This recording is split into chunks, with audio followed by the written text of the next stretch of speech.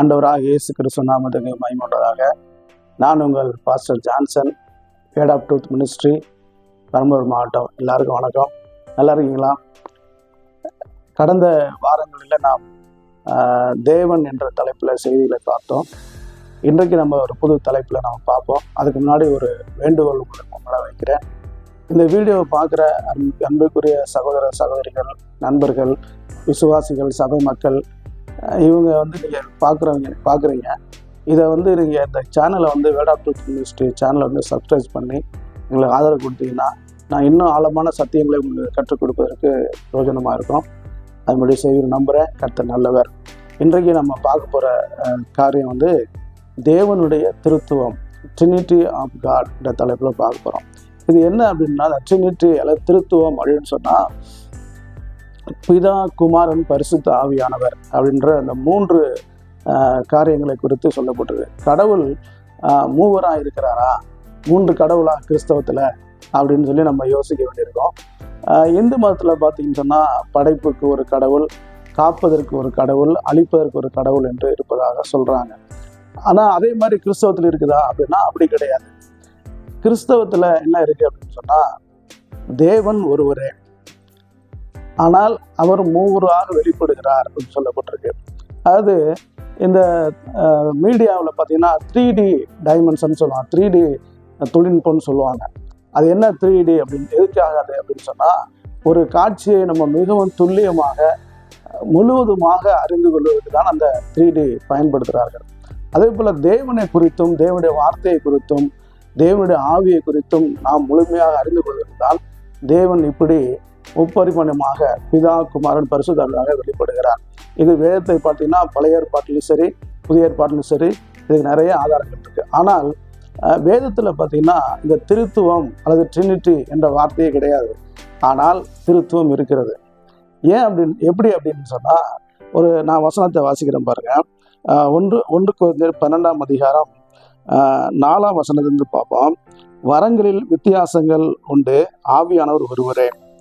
ஊழியங்களிலேயும் வித்தியாசங்கள் உண்டு, கர்த்தர் ஒருவரே.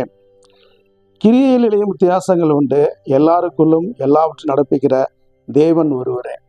இங்கே தேவன், கர்த்தர், ஆவியானவர் சொல்லிட்டு ஒருவரே ஒருவரே ஒருவரேன்னு சொல்லிட்டு 3 பேர் அங்கே சொல்லப்பட்டிருக்கு. இது ஒரு குழப்பமான ஒரு காரியம் தானே அப்படின்னு நினைக்கலாம். ஆனால் இதில் குழப்பமும் இல்லை. ஏனென்றால் மூவரும் ஒருவராய் இருக்கிறார்கள், ஒருவர் மூவராய் வெளிப்படுகிறார் என்பதுதான் இந்த காரியத்தில் நாம் புரிந்து கொள்ள வேண்டும். இதுக்கு இன்னொரு வசனம் இருக்கு பாருங்க. 1 தீமோத்தேயு 2ஆம் அதிகாரம் 5ஆம் வசனம் சொல்லப்பட்டிருக்கு. தேவன் ஒருவரே, தேவனுக்கும் மனுஷருக்கும் மத்தியஸ்தரும் ஒருவரே அப்படின்னு சொல்லப்பட்டிருக்கு. அப்போ தேவன் ஒருவர் தான், ஆனால் அவர் மூவராக வெளிப்படுகிறார். நிறைய வசனங்கள் இதில் இருக்கிறது. நல்ல கவனிங்க.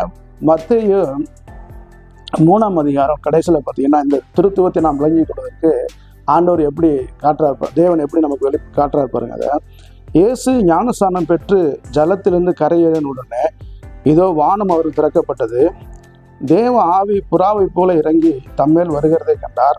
அன்றியும் வானத்திலிருந்து ஒரு சத்தம் உண்டாகி, இவர் என்னுடைய நேசகுமாரன், இவரில் பிரியமாக இருக்கிறேன் என்று உரைத்தது. அப்போ இயேசு கிறிஸ்து ஞானஸ்நானம் எடுக்கிறாரு. இயேசு கிறிஸ்து இங்கே இருக்கிறார், குமாரனாக தேவன் பூமியில் இருக்கிறாரு. அதே நேரத்தில் வானத்தில் தேவ ஆவியானவர் புறாவை போல இறங்குறாரு. அதே நேரத்தில் வானத்தில் ஒரு சத்தம் உண்டாகி, இவர்களுடைய நேசகுமாரன், இவர்கள் பிரியமாக இருக்கிறார். இப்போ 3 பேரையும் நம்ம ஆண்டவர் ஒரே நேரத்தில் நம்ம பார்க்குறாங்க. பிதா, குமாரன், பரிசுத்தர் 3 பேரையும் பார்க்குறோம். அதே மாதிரி இன்னொரு வசனம் இருக்கிறது. யோவான் 14ஆம் அதிகாரம் 16ஆம் வசனம் இப்படி சொல்லுகிறது. நான் பிதாவை வேண்டிக் கொள்வேன், அப்பொழுது என்னென்றைக்கும் உங்களுடனே கூட இருக்கும்படிக்கு சத்திய ஆவி ஆகிய வேறொரு தேற்றவாளனை அவர் உங்களுக்கு தந்திருவார். அப்போது இங்கே நான் அப்படின்னா இயேசு கிறிஸ்து சொல்கிறார், சீசர்கிட்ட சொல்கிறாரு. என்ன சொல்கிறாருன்னா பிதாவை வேண்டிக் கொள்வேன். அப்போ பிதாவை அவர் சொல்கிறார், பிதாவை வேண்டிக் கொள்வேன் சொல்கிறாரு. அடுத்து சத்திய ஆவி ஆகிய வேறு தேற்றவாளனை உங்களுக்கு தருவார்னா தேவ ஆவியானவரை நமக்கு தருவார். அப்போ 3 பேரையுமே ஒரே நேரத்தில் இங்கே வேதம் நமக்கு வெளிப்படுத்துது. அப்போது தேவன் ஒருவர் தான், ஆனால் அவர் மூவராக நமக்கு வெளிப்பட்டிருக்கிறார். எதுக்காக அப்படின்னு சொன்னால், இந்த திருத்துவம் என்பது தேவன் மாத்திரமல்ல, மனிதனும் திருத்துவமாக இருக்கிறான். மனிதனுக்குள்ள பார்த்தீங்கன்னா ஆவி, ஆத்மா, சரீரம். மனிதன் ஒருவன் தான். இப்போ நான் ஜான்சன்னா நான் ஒருத்தன் தான். ஆனால் எனக்குள்ளே மூணு பேர் இருக்கிறாங்க. என்னுடைய ஆவி ஒன்று இருக்கிறது, என்னுடைய ஆத்மா ஒன்று இருக்கிறது, என்னுடைய சரீரம் என்று ஒன்று இருக்கிறது. இது மூன்றும் ஒன்று பிரிக்க முடியாது. ஆனால் தேவன் பிரிந்து வேலை செய்ய முடியும். நல்லா கவனிங்க. இப்போ இந்த காரியத்தை நான் எதுக்கு நம்ம பேசுகிறேன் அப்படின்னு சொன்னால் நீங்கள் நான் நிறைய விஷயங்கள் சொல்லலாம். ஆனால் தொடர்ந்து நம்ம பார்ப்போம். இன்றைக்கு இதை நான் முடிக்கிறதுக்கு நான் சொல்கிறேன் உங்களுக்கு. எதுக்காக இதை சொல்கிறேன்னு சொன்னால், நீங்கள் சொல்கிறது யோவான் 14:23 இயேசு அவனுக்கு பிரதியுத்தரமாக, ஒருவன் என்னில் அன்பா இருந்தால் அவன் வசனத்தை கை கொள்ளுவான், அவனில் என் பிதா அன்பா இருப்பார், நாங்கள் அவனிடத்தில் வந்து அவனோட வாசம் பண்ணுவோம் அப்படின்னு சொல்றார்.